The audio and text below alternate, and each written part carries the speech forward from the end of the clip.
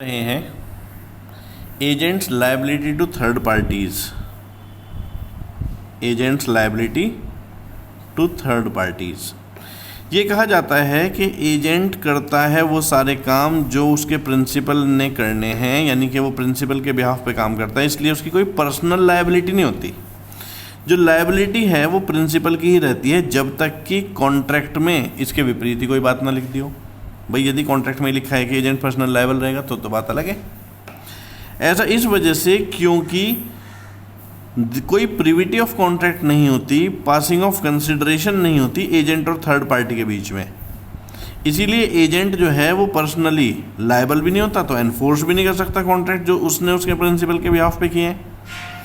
क्योंकि जो कॉन्ट्रैक्ट हैं, यदि एक व्यक्ति करता है दूसरे के बिहाफ पर तीसरे व्यक्ति के साथ, यानी कि प्रिंसिपल के बिहाफ पर एजेंट करता है थर्ड पार्टी के साथ कॉन्ट्रैक्ट, तो वो तो प्रिंसिपल और थर्ड पार्टी को कॉन्ट्रैक्चुअल रिलेशन में ब्रिंग करके आया है, खुद तो है वो एक तरह से स्ट्रेंजर। इसीलिए ये कॉन्ट्रैक्ट को एनफोर्स भी नहीं करा सकता, क्योंकि इससे तो कोई लीगल रिलेशनशिप जनरेट ही नहीं हुआ। इसने तो लीगल रिलेशनशिप पी और टीपी के बीच में जनरेट कराया। तो एजेंट्स लायबिलिटी की बात करते हैं तो उसके कुछ पॉइंट्स हैं यहाँ पर। प्रिंसिपल की लायबिलिटी होती है एजेंट के कामों के लिए। प्रिंसिपल लायबल रहता है एजेंट के कामों के लिए जो कि एजेंट ने अपनी अथॉरिटी के अंदर रहकर किए। जो कॉन्ट्रैक्ट्स एंटर्ड इनटू होते हैं एक एजेंट के माध्यम से, जो ऑब्लिगेशन अराइज होती हैं एजेंट के कामों से, वो एनफोर्स कर सकता है प्रिंसिपल। और ऐसे केस में उसके लीगल कॉन्सिक्वेंसेस भी ऐसे ही होते हैं जैसे कॉन्ट्रैक्ट एंटर्ड इनटू किया गया हो खुद प्रिंसिपल के द्वारा जाकर, क्योंकि नियम तो ये कहता ना कि एजेंट के काम प्रिंसिपल के काम होते हैं। उदाहरण, ए ने बाय करे गुड्स बी से, उसे ये बात पता थी कि वो एजेंट फॉर सेल है, पर उसे ये नहीं पता था कि प्रिंसिपल कौन है। बी का जो प्रिंसिपल है वो एंटाइटल्ड है, वो ए से पैसे ले सकता है गुड्स के प्राइस के। ए कभी सूट में ये नहीं कह सकता कि सेट ऑफ कर लो, A can not in a suit by the principal set off against the claim a debt due to himself from B. जैसे ए बाय करता है गुड्स बी से, जिसे कि ये पता है कि वो एजेंट फॉर सेल है, पर ये नहीं पता कि बी का प्रिंसिपल कौन है। अब बी का जो प्रिंसिपल है वो एंटाइटल्ड है और वो ए से क्लेम कर सकता है प्राइस ऑफ गुड्स, क्योंकि ए को ये बात पता थी कि बी एजेंट है। तो ऐसे केस में कोई तो प्रिंसिपल होगा, तो जो भी होगा जैसे पी, वो ए से अपने पैसे मांग सकता है। And A can not in a suit by principal, और जब पी ए को सू करेगा तो ए नहीं सेट ऑफ कर सकता कोई भी डेब्ट जो उसके बी के साथ हैं। क्यों? क्योंकि ए और बी के जो पर्सनल रिलेशनशिप्स हैं, डेटर क्रेडिटर अलग होंगे, पर जब इसने इसके प्रिंसिपल के बिहाफ पर जाकर इससे कॉन्ट्रैक्ट किया तो रिलेशनशिप इनके संबंध में डेवलप हुई। तो जब ये पैसे मांगेगा तो ये नहीं कह सकते कि इसे मेरे पैसे देने थे, मुझे जो आपके देने थे उसमें से सेट ऑफ कर लो, क्योंकि इस केस में यहां लीगल रिलेशनशिप ए और पी के बीच में है। Principal not bound when agent exceeds his authority, ये बात भी सही है। एजेंट के कामों से प्रिंसिपल तब बाउंड नहीं होता जब एजेंट ने अपनी अथॉरिटी के बाहर जाकर काम किया है, फिर तो एजेंट पर्सनल लायबल होता है थर्ड पार्टी को। जहां पर एजेंट अपनी अथॉरिटी के बाहर जाकर कोई काम करता है या वो काम करता है जिसके लिए वो ऑथराइज नहीं था, और जब पार्ट या फिर उस काम का जो उसकी अथॉरिटी के बाहर था, वो जो अथॉरिटी के अंदर था पार्ट, उसे सेपरेट किया जा सकता है। So much only of what he does as within his authority is binding as between him and his principal. Agent के पास कुछ अथॉरिटीज़ थी पर उसने अथॉरिटीज़ के बाहर जाकर भी काम किया, तो ऐसे केस में जो प्रिंसिपल है वो उस वाले पार्ट से तो बाउंड होगा जो अथॉरिटी के अंदर था, पर उस वाले पार्ट के लिए एजेंट पर्सनल लायबल होगा जो उसने अपनी अथॉरिटी के बाहर जाकर किया। जैसे ए ऑनर है शिप का, कार्गो का, ऑथराइज करता है बी को प्रोक्योर करने के लिए इंश्योरेंस 4 लाख का शिप पर। बी प्रोक्योर करता है पॉलिसी 4 लाख की शिप पर और other some for like some on the cargo. A जो कि ऑनर है शिप प्लस कार्गो का, ऑथराइज करता है बी को प्रोक्योर करने के लिए इंश्योरेंस 4 लाख का केवल शिप पर। बी प्रोक्योर करता है पॉलिसी 4 लाख की शिप प्लस कार्गो के लिए। अब ए बाउंड है पे करने के लिए premium for policy on ship, लेकिन कार्गो का प्रीमियम पे करने के लिए वो जिम्मेदार नहीं है, उसके लिए एजेंट पर्सनली लायबल है, क्योंकि प्रिंसिपल ने तो केवल उसे शिप का इंश्योरेंस करने के लिए कहा था। ये तो वो केस था जहां पर सीवियरेबिलिटी है, ऑथराइज्ड अनऑथराइज्ड अलग अलग किए जा सकते हैं, पर कभी कभी ये सीवियरेबल नहीं होते। एजेंट ने जो काम किया है अपनी अथॉरिटी से बाहर जाकर के आया और जो अथॉरिटी के अंदर प्लस बाहर वाला काम किया है वे अलग अलग नहीं हो सकते। तो principal not bound when excess of agents authority is not severable. जहां पर एजेंट ने ऐसा कोई काम कर दिया जिसके लिए वो ऑथराइज है उससे भी आगे जाकर, तो जो उसने किया है स्कोप ऑफ अथॉरिटी के बाहर जाकर, जब वो सेपरेट नहीं हो सकता तो प्रिंसिपल फिर उस पूरे ट्रांजैक्शन से बाउंड नहीं होगा, फिर पूरे ट्रांजैक्शन के लिए एजेंट पर्सनल लायबल रहेगा। ए ऑथराइज करता है बी को बाय करने के लिए 500 शिप्स, बी बाय करता है 500 शिप्स और 200 लैंप्स भी उनके साथ, और वो भी लमसम 6 लाख के लिए। ये नहीं पता कि शिप कितने की लैंप कितने की। तो फिर ए रेपुटेट कर सकता है whole of the transaction, agent रहेगा सेलर को personally liable.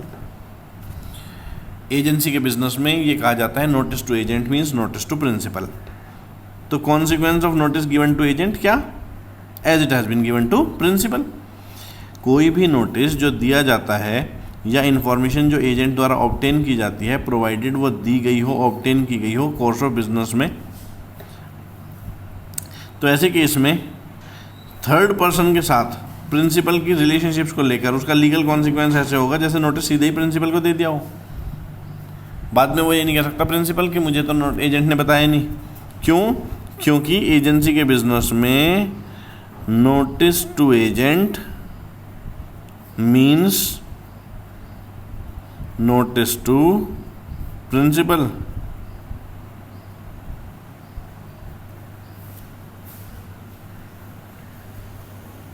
Example, A employed किया गया बी के द्वारा बाय करने के लिए सी से कुछ गुड्स जिसका सी अपरेंट ऑनर था। ऐसे केस में वो ऐसा करता भी है। ए को एम्प्लॉय किया गया बी के द्वारा बाय करने के लिए सी से कुछ गुड्स जिसका सी देखने में ऑनर लगता था और बी ने जाकर बाय कर भी लिया। इस ट्रीटी के दौरान जब सेल की बात हो रही थी, ए को ये बात पता चली कि गुड्स रियली सी के नहीं डी के हैं, पर बी इग्नोरेंट ही था इस फैक्ट को लेकर। बी अब एंटाइटल्ड नहीं है सेट ऑफ करने के लिए कोई भी डेट सी के साथ उस प्राइस ऑफ द गुड्स के रेस्पेक्ट में।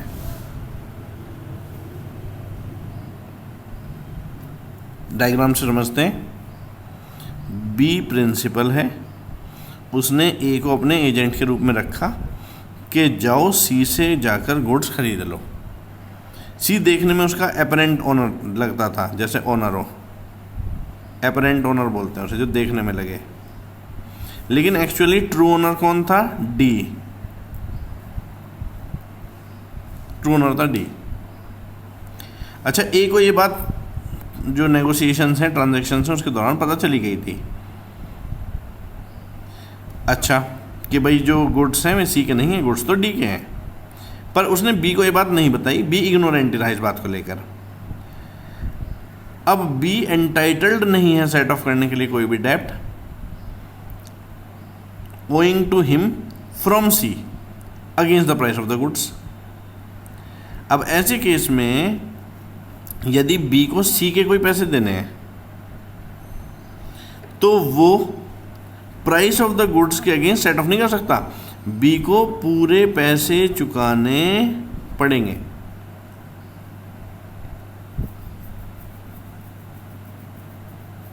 वो प्राइस में से सेट ऑफ नहीं कर सकता, क्योंकि एक्चुअल ऑनर डी है, ये बात ए को पता थी, तो ये माना जाएगा कि बी को भी पता थी कि एक्चुअल ओनर कौन है। अच्छा, agent can not personally enforce nor be bound by contracts on behalf of principal. जो कॉन्ट्रैक्ट प्रिंसिपल के बिहाफ पर हुए हैं वो प्रिंसिपली लायबल होगा। एजेंट उन्हें एनफोर्स कैसे कर सकता है? एजेंट तो कनेक्टिंग लिंक है, पार्टी थोड़ा ही है, और स्ट्रेंजर है, स्ट्रेंजर तो कॉन्ट्रैक्ट को एनफोर्स कर ही नहीं सकते।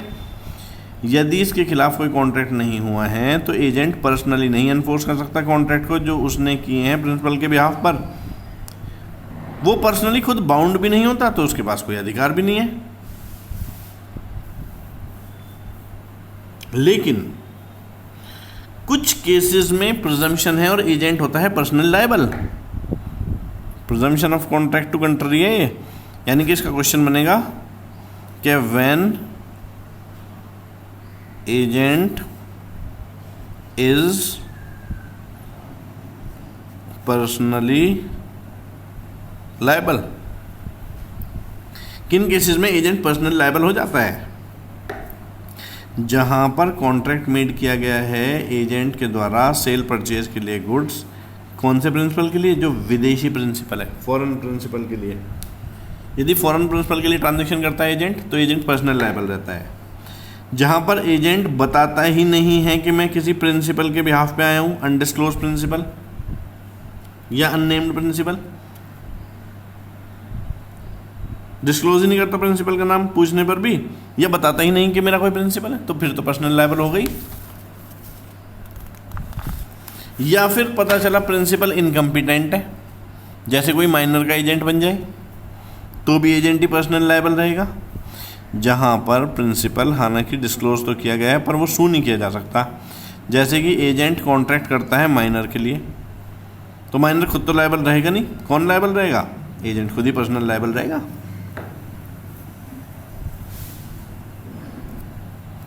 फिर उसके बाद right of parties to contract made by agent not disclosed. यदि एजेंट कॉन्ट्रैक्ट करता है किसी व्यक्ति के साथ जिसे नहीं पता है, ना ही उसके पास कोई शक करने का कारण है कि ये एजेंट है, तो फिर उसका प्रिंसिपल रिक्वायर कर सकता है परफॉर्मेंस ऑफ कॉन्ट्रैक्ट। लेकिन जो अदर कॉन्ट्रैक्टिंग पार्टी है अब वो प्रिंसिपल के खिलाफ सेम राइट रखती है जैसा कि एजेंट के खिलाफ रखती यदि एजेंट ही प्रिंसिपल होता। यानी कि जब कॉन्ट्रैक्ट किया तो एजेंट ने बताया नहीं कि मैं एजेंट प्रिंसिपल नहीं हूँ, बाद में पता चला वो तो कि इसने तो किसी के बिहाफ पे कॉन्ट्रैक्ट किया है। तो ये जो पार्टी है थर्ड पार्टी जिसके साथ कॉन्ट्रैक्ट हुआ है वो जो अधिकार एजेंट के खिलाफ इस्तेमाल कर सकती थी अब सेम अधिकार प्रिंसिपल के खिलाफ भी इस्तेमाल कर सकती है। लेकिन थर्ड पार्टी कभी कभी कॉन्ट्रैक्ट तोड़ भी सकती है।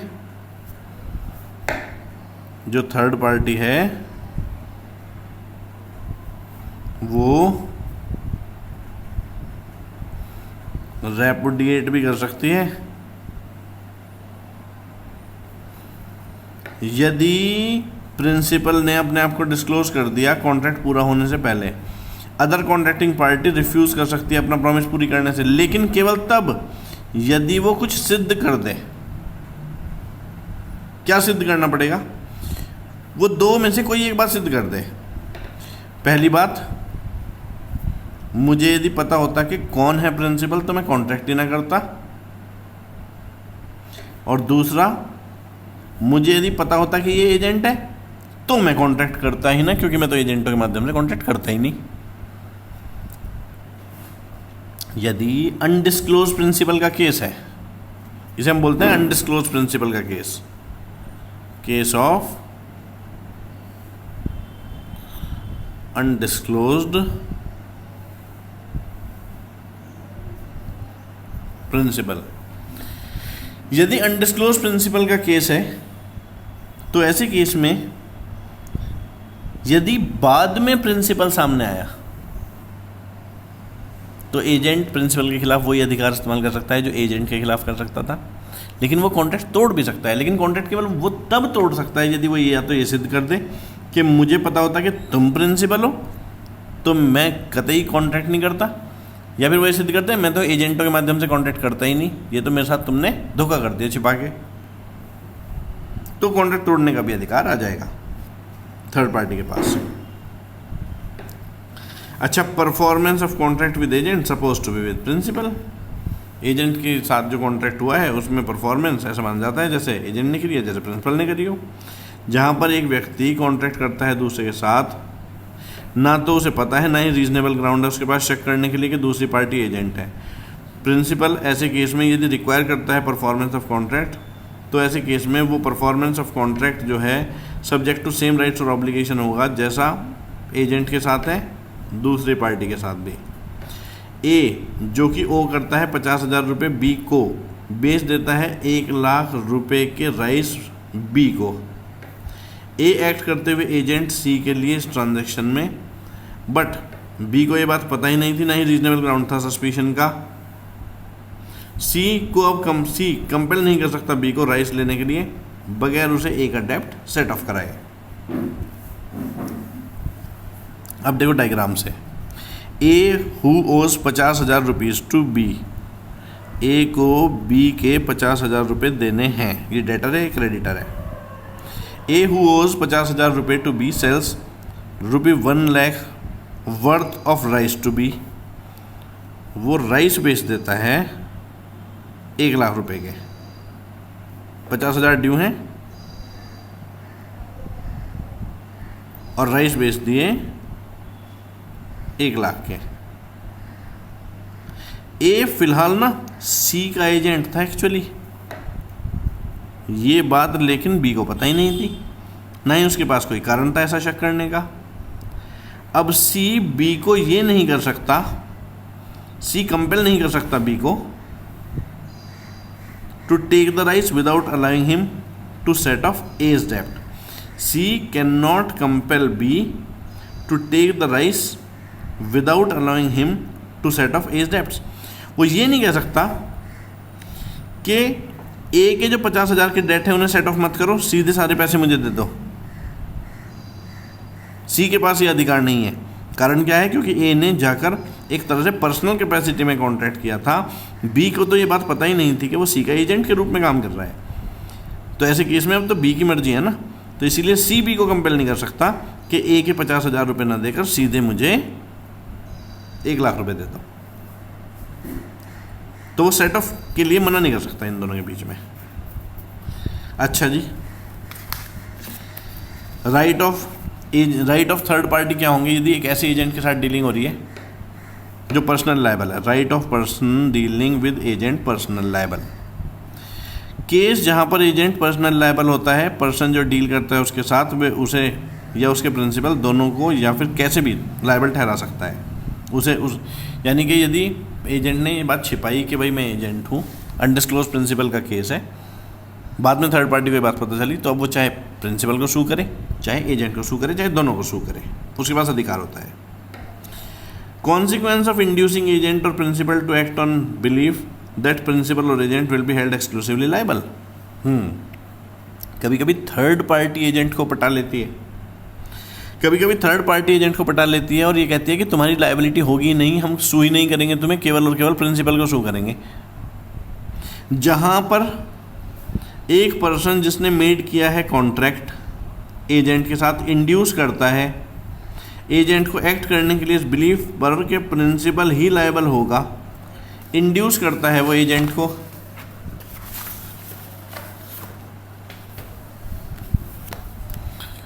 या फिर वो इंड्यूस करते हैं प्रिंसिपल को इस बिलीफ पर कि एजेंट ही लायबल होगा, तो फिर वो बाद में इस बात से पलट नहीं सकते हैं।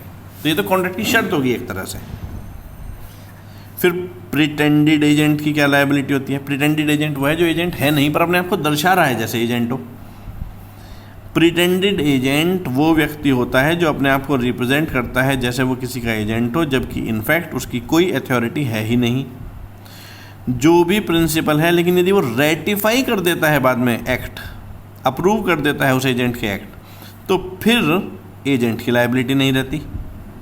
परंतु यदि प्रिंसिपल रिफ्यूज़ कर देता है रेटिफाई करने से, तो एजेंट हो जाता है पर्सनल लायबल थर्ड पार्टी को उस किसी भी लॉस या डैमेज के लिए जो थर्ड पार्टी को हो गया है काम ना पूरा होने की वजह से। अच्छा, फिर बात आती है person falsely contracting agent not entitled to performance. Person falsely contracting agent not entitled to performance. Person with whom a contract has been entered into in the character of agent is not entitled to require the performance of it if he was in reality acting not as an agent but on his own account. यदि एक व्यक्ति अपने आप को जैसे दर्शाता है जैसे कि वो एजेंट हो, जबकि था वो अपना प्रिंसिपल खुद का, फिर भी उसने ऐसे दर्शाया जैसे कि वो एजेंट हो, तो बाद में यदि वो सामने वाले से थर्ड पार्टी से कहता है कॉन्ट्रैक्ट परफॉर्म कर दो, तो ऐसे केस में उसके पास अधिकार नहीं है ऐसा कहने का. क्यों? क्योंकि थर्ड पार्टी ने तो उससे ऐसे कॉन्ट्रैक्ट किया था जैसे वो एजेंट हो, और एजेंट को तो कोई अधिकार होता ही नहीं है. तो person falsely contracting agent not entitled to performance. कभी कभी प्रिंसिपल खुद बिलीफ इंड्यूस करता है सामने वाले के कि ये जो काम कर रहा है मेरा एजेंट, ये ऑथराइज्ड है इस काम को करने के लिए, जबकि एक्चुअली उसने अथॉरिटी दे ही नहीं रखी थी. यदि थर्ड पार्टी ने अथॉरिटी दे तो रखी नहीं थी, फिर भी वो यदि प्रिंसिपल ने अथॉरिटी दे तो रखी नहीं थी कोई काम करने की, फिर भी वो थर्ड पार्टी को इंड्यूस करती है कि अथॉरिटी दे रखी है, तो फिर थर्ड पार्टी के रेस्पेक्ट में तो एस्टॉपल हो जाएगा. थर्ड पार्टी को प्रिंसिपल मना ही नहीं कर पाएगा कि ये इस चीज़ के लिए अथॉरिटी नहीं थी. जब उसने खुद ही शो किया थर्ड पार्टी को कि अथॉरिटी है, तो फिर है. इसीलिए जब एजेंट ने बगैर अथॉरिटी के कोई काम किया, कोई obligation inquiry toward third person अपने प्रिंसिपल के बिहाफ पर, प्रिंसिपल बाउंड होगा इन काम इन ऑब्लिगेशन से यदि प्रिंसिपल ने पहले ही अपने शब्दों या कंडक्ट से थर्ड पार्टी को इंड्यूस कर दिया था और बिलीव करा दिया था कि ये एक्ट जो भी हैं वे स्कोप ऑफ अथॉरिटी के अंदर है. तो यानी कि एक तरह से ये तो एस्टॉपल का केस हो गया ना, क्योंकि एस्टॉपल में पहले उसने खुद ही अपने कार्यों से दर्शाया कि हाँ अथॉरिटी है, तो फिर बाद में मुँह कर ही नहीं सकता, अथॉरिटी थी चाहे नहीं थी. अच्छा जी, फिर उसके बाद effect on agreement of miss representation और फ्रॉड बाय एजेंट. यदि एजेंट ने फ्रॉड किया तो क्या? मिस रिप्रेजेंटेशन जो मेड किए या फ्रॉड कमिट किए एजेंट ने अपने कोर्स ऑफ बिजनेस के दौरान अपने प्रिंसिपल के लिए जब वो काम कर रहा था, उनका सेम इफेक्ट होगा एग्रीमेंट जो एजेंट करता है. यदि वो मिस रिप्रेजेंटेशन या फ्रॉड जो उसने किए हैं ऐसे माने जाएंगे जैसे प्रिंसिपल ने किए हैं, लेकिन मिस रिप्रेजेंटेशन या फ्रॉड जो कमिट करे हैं एजेंट ने उन मैटर्स के संबंध में जो उसके अथॉरिटी के अंदर थे ही नहीं, तो फिर प्रिंसिपल उनसे इफेक्ट भी नहीं होगा. तो यानी कि misrepresentation and fraud if has been done during the course of employment within authority, तो principal will be bound towards third party. But if misrepresentation and fraud has been done in respect of those things in which respect there is no authority to him, then principal will not be liable, agent will be held personal liable to third party. तो ये बहुत simple बातें हैं, थोड़ी सी logical है. तो इस प्रकार से यहाँ पर जो ये हम लोग पढ़ रहे थे एजेंट की लायबिलिटी टुवर्ड थर्ड पार्टी, वो हो जाती हैं कंप्लीट.